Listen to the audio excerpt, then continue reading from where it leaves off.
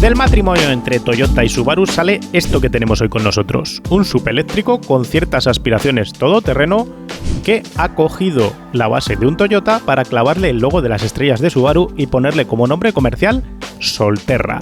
Una consecuencia directa del control que tiene Toyota sobre Subaru, un 20% del accionariado, y la necesidad de esta última de contar con productos eléctricos desde ya mismo.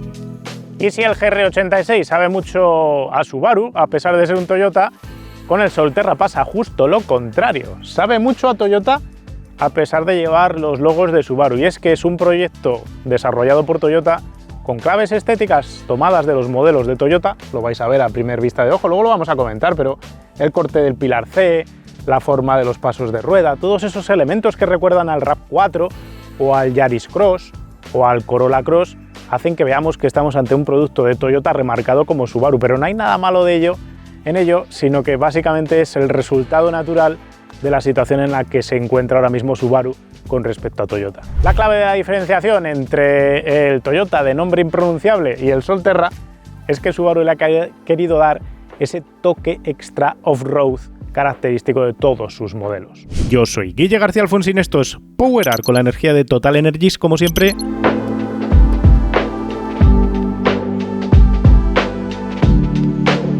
Y a estas alturas ya resulta obvio, esta es la prueba del Solterra de Subaru.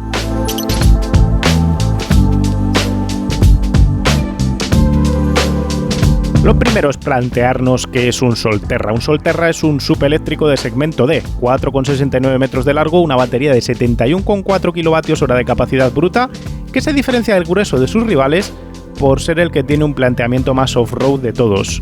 Tiene unas cotas reseñables, 210 milímetros de altura libre al suelo, una cota de ángulo de ataque de 17,7 grados, que no es muy buena, una ventral de 18,2 y una de salida que es bastante buena, 25,4.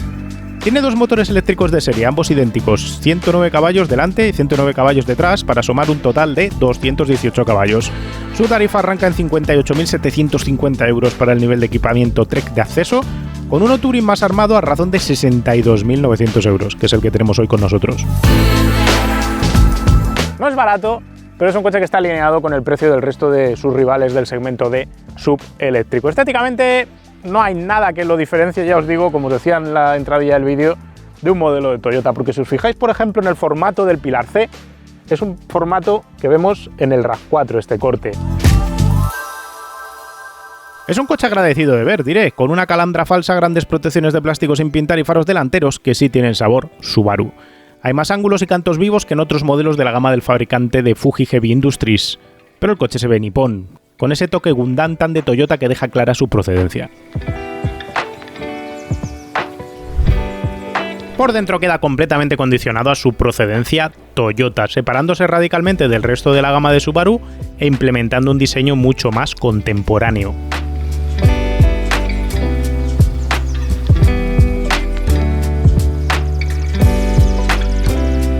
Para empezar, se utilizan dos pantallas, una táctil central de buena resolución y una elevada como cuadro de instrumentos integrada en una pieza que abraza la columna de dirección. Su posición sobreelevada, como el cockpit de Peugeot, evita la necesidad de un proyector de datos en el parabrisas. Esta pantalla de cuadro de instrumentos es clara, es concisa en sus informaciones, me parece una buena idea, las cosas como son. El volante es de pequeño diámetro y completamente redondo, otra cosa que me parece una buena opción. La consola central tiene un receptáculo inferior a modo de bandeja para dejar cosas, mientras que la parte superior integra botones físicos para diversos comandos rápidos, como el control del sistema de tracción, el mando rotativo de la elección de dirección de avance o el freno de mano. Todas estas ideas de poner mandos físicos para esto son buenas soluciones, mientras que el clima también es físico con una pantalla LCD aparte que tiene algo de toque de reloj Casio de los años 90. El infoentretenimiento está bien resuelto con integración de Android Auto, Apple CarPlay, menús sencillos y un buen navegador integrado. Hay un cargador inalámbrico del móvil bajo una tapa semitransparente que, por cierto, cierra mal y no se queda alineada con la consola, y esa consola central está cubierta de un plástico negro brillante que con el techo abierto puede provocar algún reflejo molesto. No hay guantera al uso, cosa curiosa, el mueble del salpicadero en su parte superior está cubierto por una superficie textil de agradable tacto, los apoyacodos están bien localizados y nivelados, así como acolchados. El resto de plásticos y sus ajustes me parecen correctos, aunque los tiradores de puerta de plástico duro y rudo no me parecen encajar en un coche de 60.000 euros. Hay un techo panorámico con cortinilla eléctrica, una solución mucho más conseguida que los techos sin cubrir de muchos de sus rivales. Las plazas traseras son generosas en espacio, con muchísimo espacio, valga la redundancia, para las rodillas. Una de las mejores anchuras a la altura de hombros de todo su segmento, dejando mejor espacio entre dos eventuales sillas y sofís y una digna altura libre al techo. El mayor problema, como en tantos eléctricos, es que con los pies planos apoyados en el suelo, los muslos se te separan de la banqueta por la altura relativa entre la cadera y el suelo del coche. Hay salidas orientables para la climatización atrás, tomas USB, pero no hay zona independiente de climatización. Los plásticos aquí atrás en esa consola central son justitos, hay un buen reposacodos trasero, diré.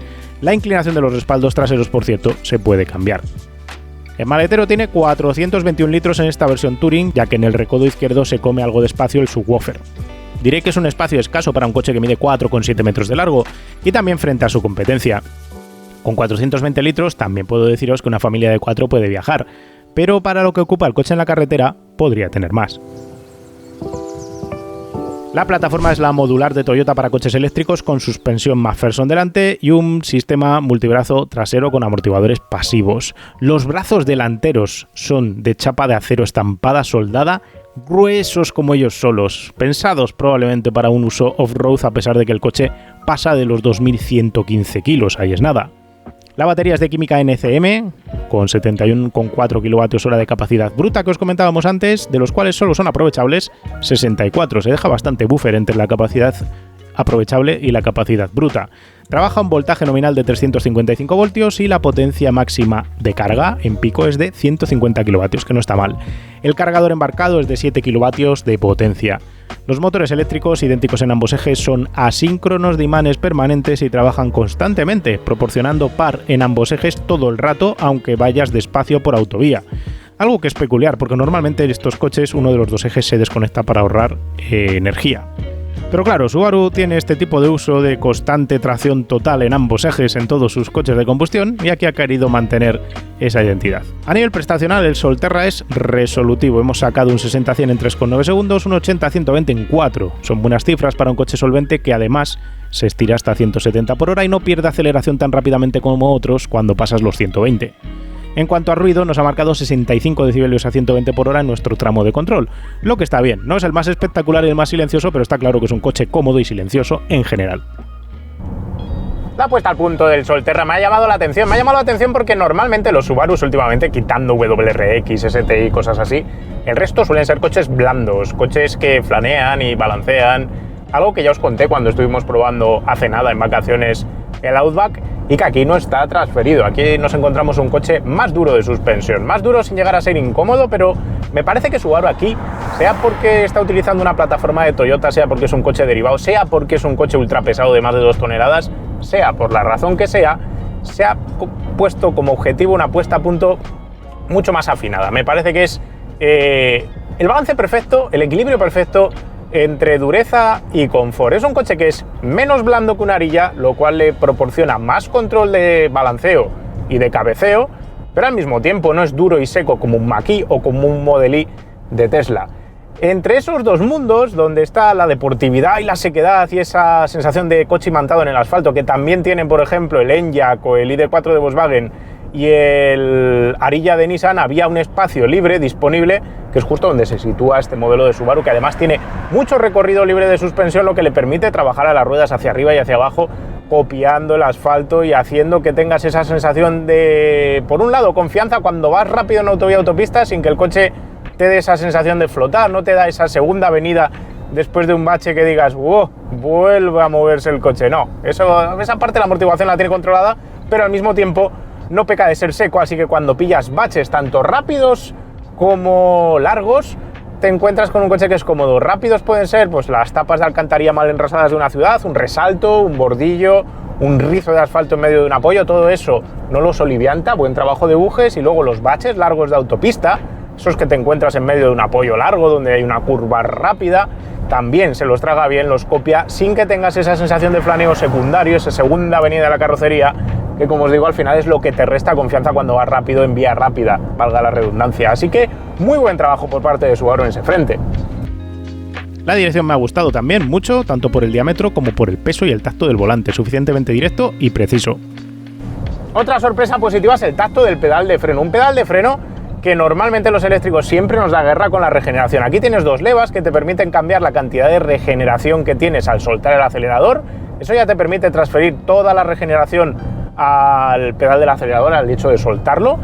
Muy bien pensado esto, siempre nos ha gustado que tengan leva los coches, aunque yo siempre los utilizo con la máxima regeneración montada. Pero es que después, cuando vas al freno, te encuentras con un coche que tiene un pedal que, a pesar de que el primer cachito sí que es regeneración y luego es frenada mecánica, tiene dos características fundamentales. Primero, es un freno proporcional. Tanto aprietas, tanto frena. No tienes esa sensación de recorrido vacío que tienes en los coches del grupo Volkswagen, por ejemplo, donde no frenas nada en el primer desplazamiento y luego tienes que empezar a frenar más abajo. Y además tiene repetibilidad. Es decir, dos frenadas consecutivas con la misma presión y posición de pie te consiguen dos deceleraciones idénticas. Eso es algo que sigue sin coser Volkswagen, por ejemplo, con esos pedales de freno que os comento, y que por otro lado otros fabricantes, leas el caso de Tesla, han colocado pedales muertos, como pisar un madero, muy duros.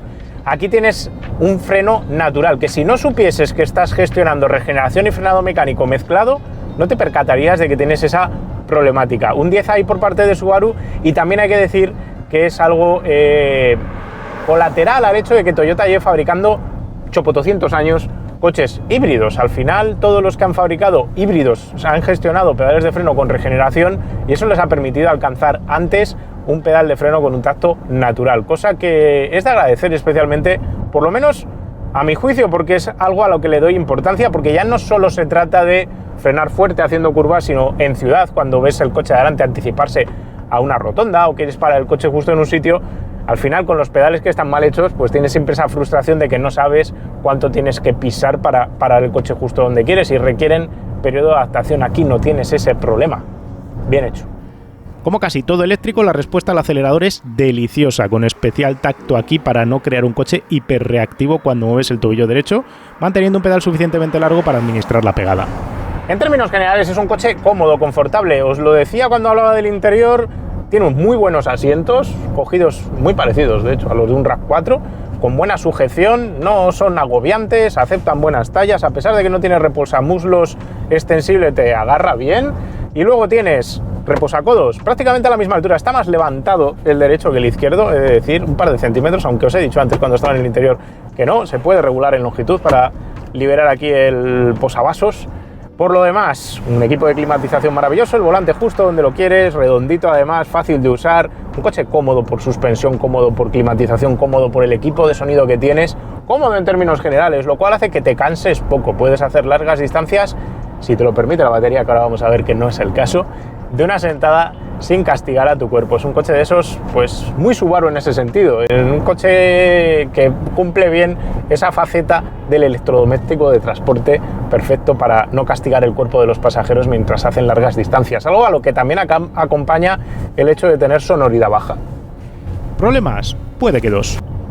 El primer problema de que podemos hablar es la falta de personalidad dinámica. Este es un problema menor, solo si os gusta mucho curvear o buscáis un coche de sensaciones a la hora de conducir, os puede resultar relevante. En caso contrario, no le vais a dar importancia. ¿Y por qué digo que le falta personalidad dinámica? Como todo sub de tamaño grande y peso elevado, el fabricante ha decidido evitar sustos conduciendo. Por tanto, no es ajustable ni en la entrada de la curva ni en medio del apoyo puedes ahuecar el acelerador para que el coche cierre la trazada. Eso entra dentro de lo normal, de lo esperable y de lo habitual, y es la puesta a punto sensata para coches tan grandes con tantas inercias que no buscan un comportamiento de GTI. Hasta ahí todo normal. ¿Dónde está el problema o dónde está la falta de dinamismo, vamos a decir? Este coche, teniendo dos motores eléctricos y pudiendo empujar más del de atrás que del de adelante, cerrando la guiñada, acelerando la salida de las curvas, cosa que podría hacer técnicamente, se podría programar, ha decidido Subaru no hacerlo, y aquí busca la máxima motricidad a la salida de las curvas, empujando de adelante y empujando de atrás en paralelo sin que el coche sobrerote, algo que sí hacen, por ejemplo, los coches del grupo Volkswagen con doble motorización, el ID4 GTX, el Enyaq RS, todos esos, el Tesla Model Y, el Mach-E de Ford, que es el más salvaje de todos, que se va cruzando de atrás, el Kia EV6, todos ellos juegan con ese comportamiento dinámico algo deportivo, y aquí Subaru ha pasado de puntilla sobre el tema, directamente no ha colocado ningún tipo de puesta a punto que incite, ayude o colabore al hecho de empujar más de un eje que del otro. Aquí se busca motricidad de manera efectiva.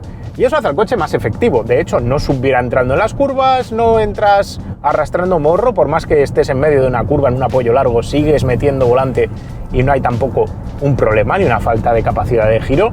La problemática viene de esa falta de interés por sobrevirar cuando acelerador a fondo a la salida de la curva buscas que el coche se gire más. No es necesario, ya lo digo, pero si estáis esperando que este Subaru tenga algo de STI, no lo tiene, por lo menos en esta versión. Quién sabe si el día de mañana hacen una versión más deportiva o más rally ride, que es lo que le pegaría a este tipo de carrocería, y acaban regalándonos una puesta a punto más de ese estilo. Pero por hoy no es el caso, ni es lo que se busca, ni es lo que ha intentado ofrecer aquí Subaru con este coche.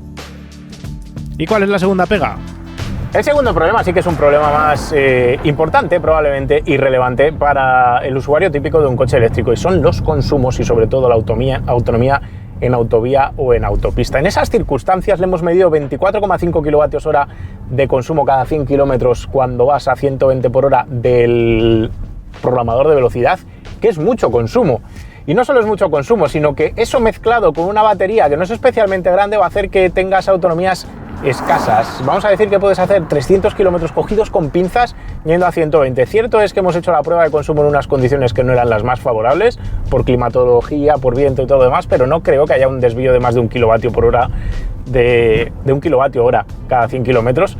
Y eso hace que no sea el coche ideal para ese tragamillas habitual que haga todos los días más de 300 kilómetros de autovía, porque le va a obligar el coche a pararse. Por otro lado, si vas a 140 por hora de programador, si vives en Alemania, ya sabemos todos que eso siempre es un problema para los eléctricos, pero es que aquí se va a 33 kilovatios hora cada 100 kilómetros. Con una batería de 64 kilovatios hora de capacidad, eso nos lleva a otro problema, y es que esos 64 kilovatios hora gastando 33 cada 100 kilómetros nos va a llevar a que realmente nos quedemos secos, sin batería, en cuestión de poco más de 200 kilómetros no vas a llegar.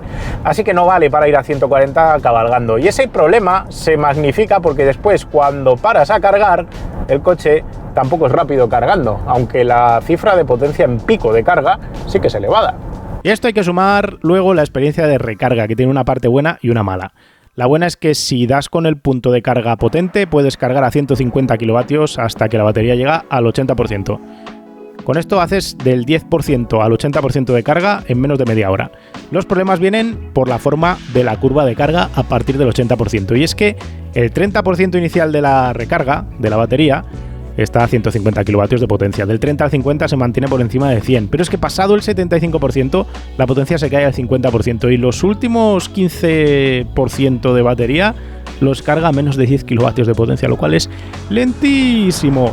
Al final y a la postre, la mezcla de ese problema de meter el último 20% de carga de manera tan lenta, más el hecho de que sea un coche que gasta mucho y tiene una batería relativamente pequeña, para el precio por lo menos y el tamaño que tiene este aparato, se combina para que sea un coche que yo no recomendaría para aquellos que hagáis muy a menudo viajes de larga distancia. Eso no quita para que os lo podáis comprar como coche familiar si al final vuestra rutina diaria es de 200 kilómetros o menos, vamos a decir, y esos viajes largos suceden 2, 3, 4 veces al año como mucho. En esas circunstancias, si te quedas en tan pocas veces saliendo a viajar de manera larga, pues tampoco le veo yo una gran problemática al hecho de ir gestionando esa capacidad de la batería e ir aprovechándola. Pero en el momento en el que todas las semanas hagas un viaje largo, vas a pasar muchísimo tiempo parado, sobre todo si tienes que esperar a cargar ese 100%, porque las distancias que haces, qué sé yo, son de 600 kilómetros.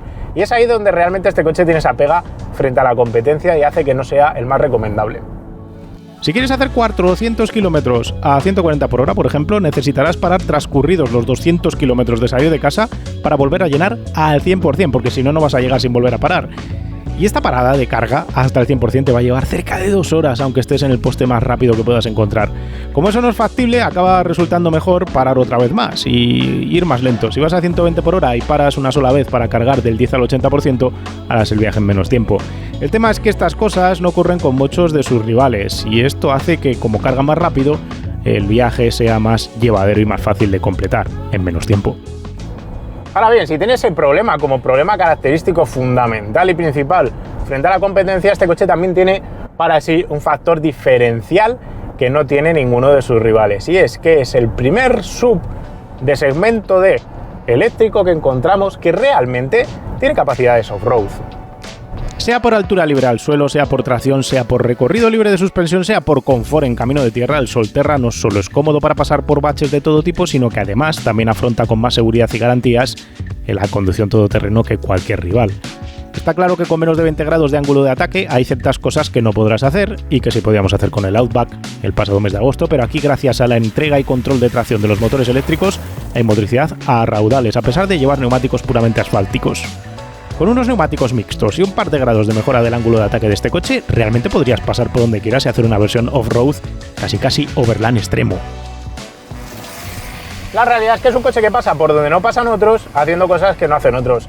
Cierto es que lleva unos neumáticos totalmente inadecuados para esas tareas. Nos lo han dejado con unos Dunlop Sport Max, que son muy buenos en asfalto seco, que son buenos en asfalto mojado, pero que en barro arcilloso, como es el que hemos pisado, pues te pueden dejar tirado. Justo nos ha servido ese tipo de neumáticos para descubrir algunas ventajas adicionales del coche, y es que la capacidad de motricidad que encuentra gracias a su control de tracción, gracias al uso del motor eléctrico, es elevadísima, tan elevadísima que a pesar de tener neumáticos malísimos, es capaz de encontrar ese agarre y bajarlo al suelo y sacarte de circunstancias complicadas. Con unos neumáticos mixtos, unos M+S o algunos más aptos para hacer todoterreno, este coche realmente se plantea como un aparato que sería capaz de hacer cosas raras para un sub de segmento D, más capaces de lo habitual. Y eso me llama la atención y me hace pensar que hay más recorrido dentro del Solterra, a nada que Subaru afine el tema y pueda plantearse ofrecer incluso una versión más overland, vamos a dejarla así.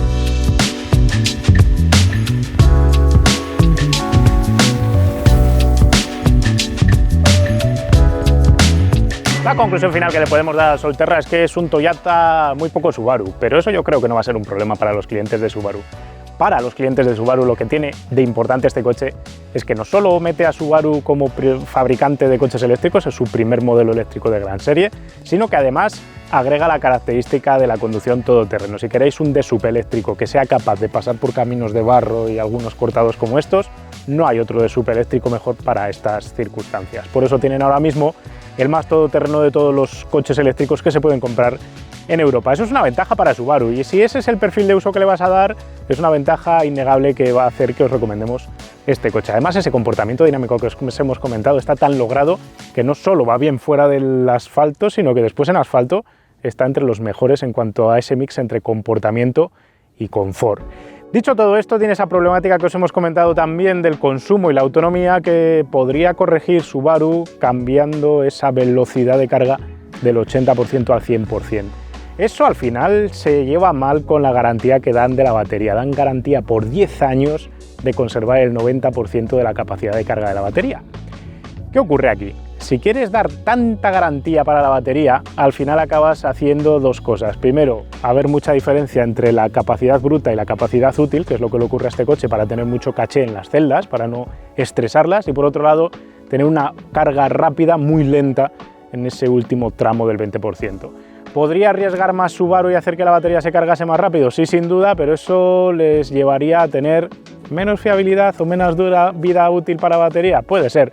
La realidad es que ahora mismo estamos perdidos con estos temas porque no tenemos un banco de experiencia tremendo de 20 años viendo coches eléctricos. Así que la decisión que toma Toyota y Subaru no sabemos si es inteligente, si eso le va a garantizar buena vida a muy largo plazo a estos coches, o sencillamente le deja un poco descolocado. La realidad es que no es un coche que yo recomendaría para cualquiera de vosotros si lo que hacéis es autovía, autopista todo el día, todos los días, largas distancias, porque vais a pasar demasiado tiempo parando para cargar, sobre todo si vais a más de 120. Si vais a 140 es un coche que directamente no es recomendable para hacer viajes de 400 kilómetros, por ejemplo.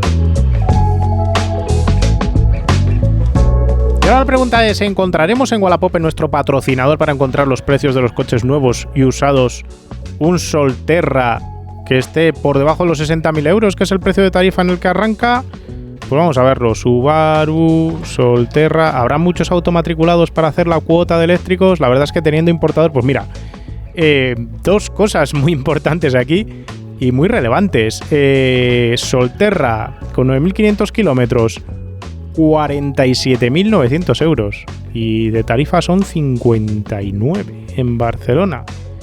Increíblemente más barato. Solterra Touring, fecha de matriculación de marzo del 23, todos los equipamientos, consulte condiciones, precio financiado, sujeto a financiación mínima, bla bla bla.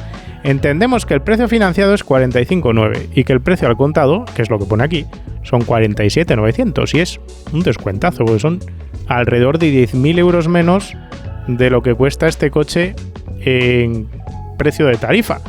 O sea que tenéis aquí un Solterra de entrega inmediata. Sí que es cierto que está usado, sí que es cierto que tiene 9.500 kilómetros, pero me parece una buena oferta teniendo en cuenta el precio original del coche. Aquí una buena opción, pero no hay más. Me llama la atención, porque esto quiere decir que por lo menos no se están estancando los concesionarios, aunque viendo el precio de este, pues parece que hay un cierto grado de innecesidad de quitarlo. Lo que vamos a hacer ahora es buscar el Toyota en el que está basado. BZ, esto tiene unas letras y yo no me... BZ4X, no me aclaro yo con esto.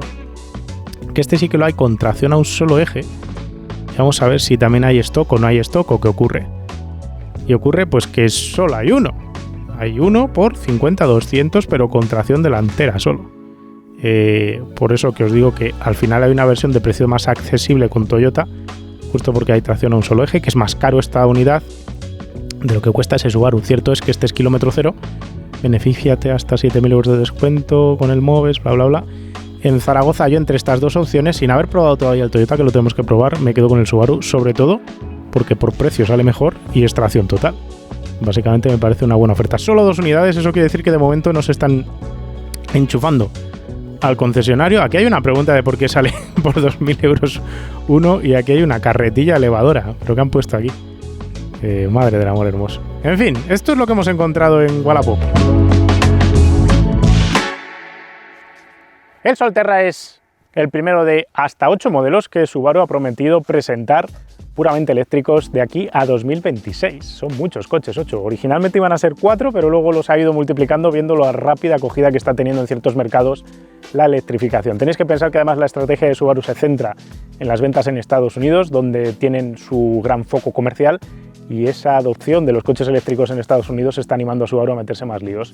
¿Qué va a venir después de Solterra? Sabemos que va a haber un SUV de 3 filas de asientos, más grande que este coche, que va a estar también basado en un producto de Toyota, y después va a haber un SUV pequeñito de segmento C, que entiendo tiene más lógica en Europa. Del resto de modelos no tenemos ni idea, no sabemos si va a haber un Outback eléctrico o qué otro tipo de coches va a lanzar la marca, pero si algo nos puede dejar ver este coche es que todos van a tener esa característica todoterrenoide típica de la marca, y lo que nos va a quedar por ver es más identidad propia, más personalidad Subaru en esos futuros productos, para que no sepan tanto a Toyota como este. En fin, en todo caso, aunque sepa bastante a Toyota, no deja de ser un buen producto marcado por esa falta de autonomía práctica en viajes largos si hacéis mucha autovía, autopista. No tengo nada más que contaros. Si os han quedado dudas, preguntas, cuestiones, las podéis dejar abajo en los comentarios, trataremos de resolverlas. Compartir este vídeo con vuestros amigos o darle un me gusta siempre nos ayuda, si os ha gustado el vídeo, pues para que podamos seguir creciendo. Si queréis ver más cosas como esta, solo tenéis que suscribiros. Nos vemos pronto con otro vídeo de otro coche. Un saludo. Otro coche. ¡Ey! ¿Te gusta Powerar? Normalmente en este cachito final os contaba que podíais comprar merchandising, pero lo habéis comprado todo y no queda nada. Estamos trabajando ya con Kimoa para hacer gorras nuevas, pero mientras llegan, recuerda, puedes ayudarnos a seguir creciendo haciéndote mecenas del canal. Los mecenas que nos apoyan tienen acceso directo a nuestro Telegram privado, que compartimos con los propietarios que han salido en la sección de usados hiperinteresante, y organizamos para ellos encuentros y visitas privadas, como las que ya hemos tenido este año en el Museo Motos Made in Spain en Alcalá de Henares, la del Autódromo Terramar en Sitges o la del Museo del Automóvil y la Moda en Málaga. Vendrán más actividades y visitas pronto y todavía estás a tiempo de llegar. Además, toda esta gente que está metida en el Telegram siempre puede saber antes que nadie lo que vamos a grabar y preguntarnos directamente lo que le venga en gana.